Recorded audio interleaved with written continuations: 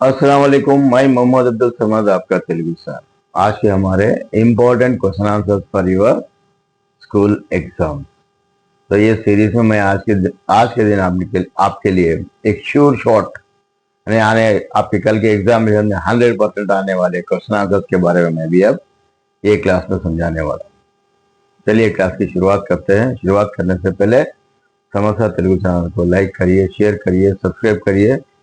ये सिलसिला कंटिन्यू चलता रहेगा कल के आने वाले आपके 10th क्लास के एग्जामिनेशन तक। हम रोजाना आपके लिए ऐसे नए नए वीडियोस और बेहतरीन आपके डाउट्स क्लियर करने के जैसे हर वो टॉपिक्स आपके सामने रखेंगे। तो फिर चलिए शुरुआत करते हैं क्लास की तरफ। यहाँ पर सबसे पहले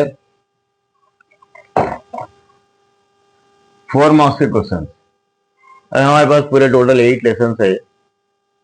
पूरे टोटल 8 लेसन है। 8 लेसनों में से आप इसके अंदर ये प्रोज में से 4 लेसन है, पोएट्री में से 4 लेसन है। प्रोज में से 4, पोएट्री में से 4 लेसन है।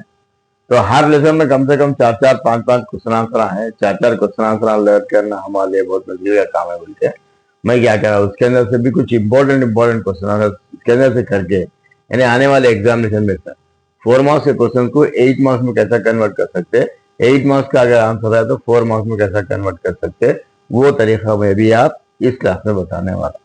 चलिए यहाँ पर उसके बाद क्वेश्चन नंबर 1, मुंगी से పెద్దగా నవ్వడానికి గల కారణం ఏమిటి? ये दानागुरम ये जो लेसन है वो लेसनों में से है। ये फर्स्ट लेसन वाला जो है अपना वो लेसनों में से है। तो ये लेसन में ముంగి से పెద్దగా నవ్వడానికి గల కారణం ఏమిటి? वो सक्तुपक्तुడు ये धर्मराजू की यागालू करते रहता। तो उसमें जब उस टाइम पे धर्मराजू की तारीफें सुन के बाद तो ये भी इसका आधा हिस्सा सोने से बना हुआ रहता और आधा हिस्सा आधा जिसम ऐसे। तो वो बाकी का पूरा कंप्लीट करने के लिए आके ये धर्मराजू की तारीफें सुनते थे। था जब सुनते उस टाइम पे क्या होता, उसको अच्छा नहीं लिखते, क्या कहते एकदम सक्तुपक्तुడు नाम का एक बंदा था। वो बंदा जो खैर खैरात कर रहा था, उसके सामने ये खैर खैरात के बारे में इसके तारीफ आंखों से है बोल के एकदम हंसना शुरू करता। तो वो टॉपिक आपका एग्जामिनेशन का इम्पोर्टेंट टॉपिक थी और इम्पोर्टेंट टॉपिक है एज वेल एज क्या है आपको लास्ट ईयर भी दिया गया। तो भी है ये लास्ट ईयर के क्वेश्चन पेपर में भी आ गया था। तब मैं आपको ये बता दूं, हमारे कंटिन्यूअस कॉम्प्रिहेंसिव एवेल्युएशन सीसी का जो मेथड है उस मेथड के हिसाब से ये इम्पोर्टेंट है, ये इम्पोर्टेंट नहीं है, ये एग्जाम में आने वाला है, एग्जाम में नहीं आने वाला है, तो कुछ नहीं रहता। समझे ना? जो आया तो फिर रिपीट सेम होने के चांसेस 100% भी रह सकते हैं।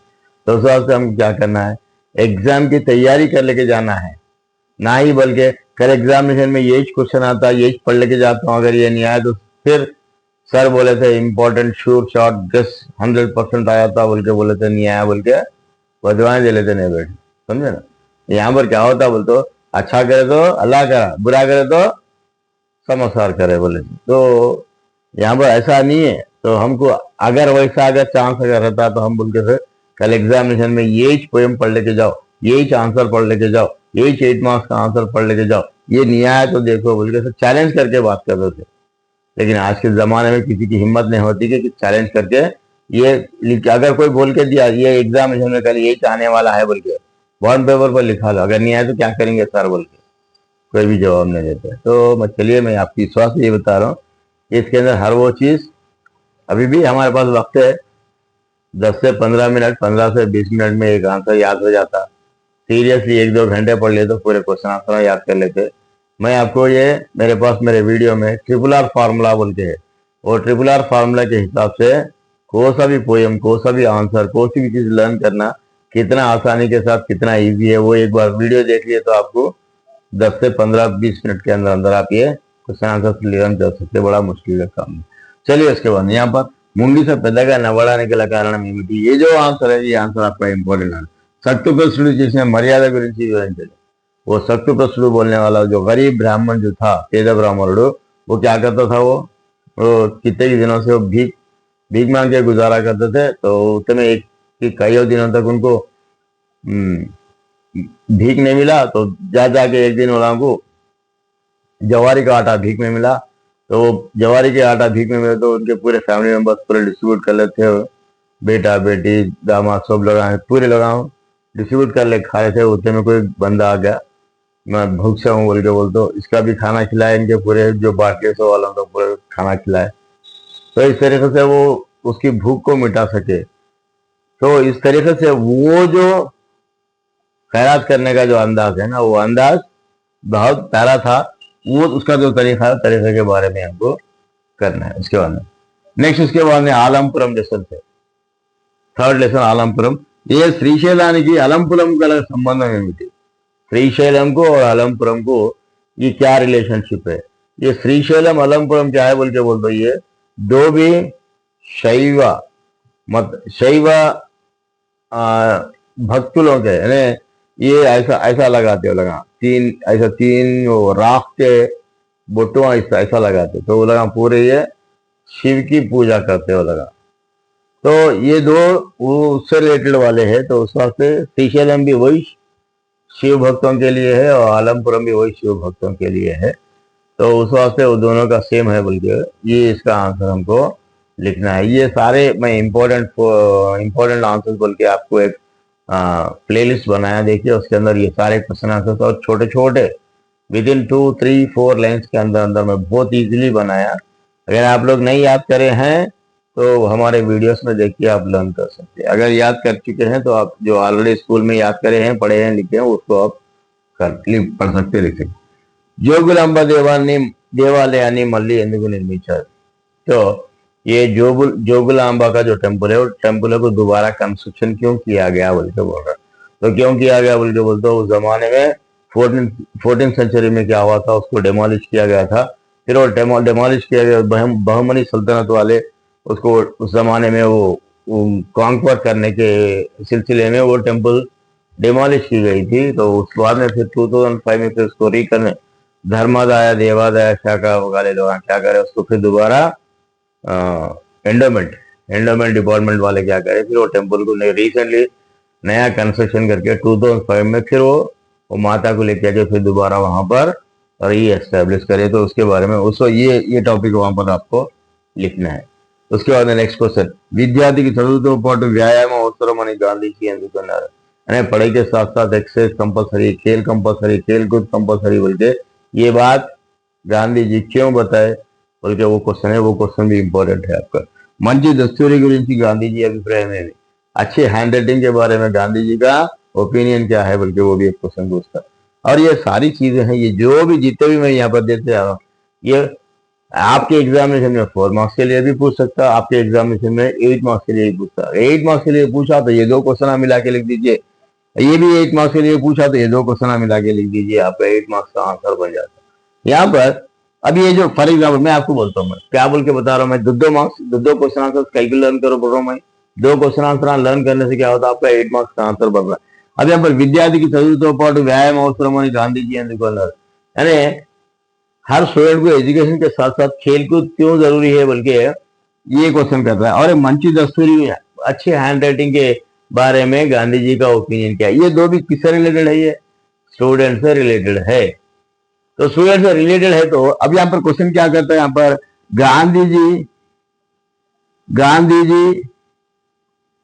ऐसा ही क्वेश्चन है, नाबाल्यम लेसन నుండి ऐसा बोल के, నాబాల్యం పాఠం నుండి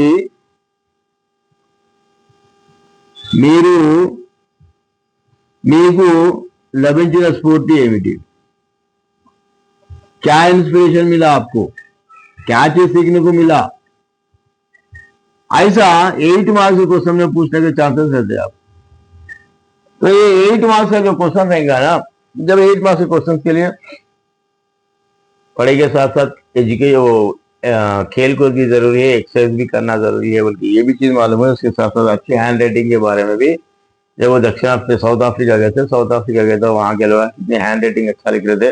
और जो अच्छे हैंड राइटिंग जो है, जिनकी अच्छी हैंड राइटिंग नहीं है तो उसका इनकम्प्लीट एजुकेशन है बोल के उससे मालूम होता बोल के ये ऐसी चीजें हमको मिले। तो उस वास्ते मैं आज के दिन में मैं ये 2 चीजों पे इम्प्लीमेंट करने की पूरी कोई ऐसा इंस्पिरेशन पाया बोल के अब लिखे तो भी आपका 8 मार्क्स का आंसर है।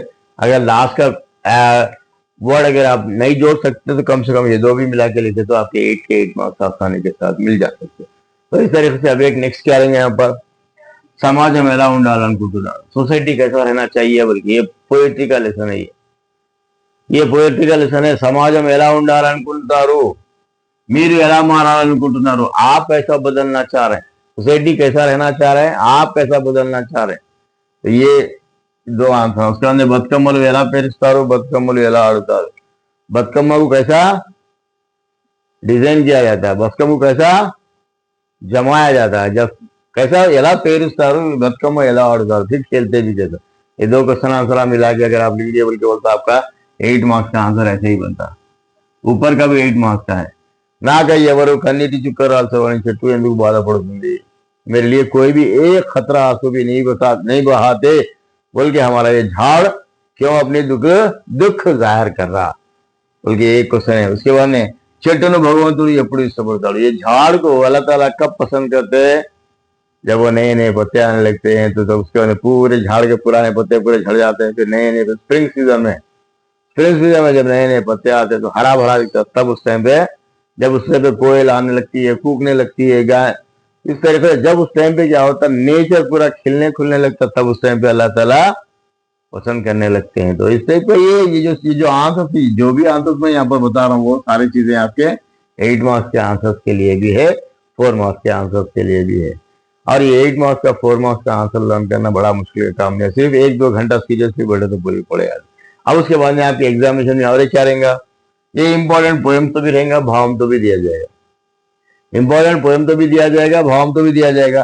अब आप आने वाले 2025 के एग्जामिनेशन में तनयुंडु तल्लिदंड्रुलु ये पोएम आपका इंपॉर्टेंट, पोएम भी याद करना है, भावम भी याद करना है।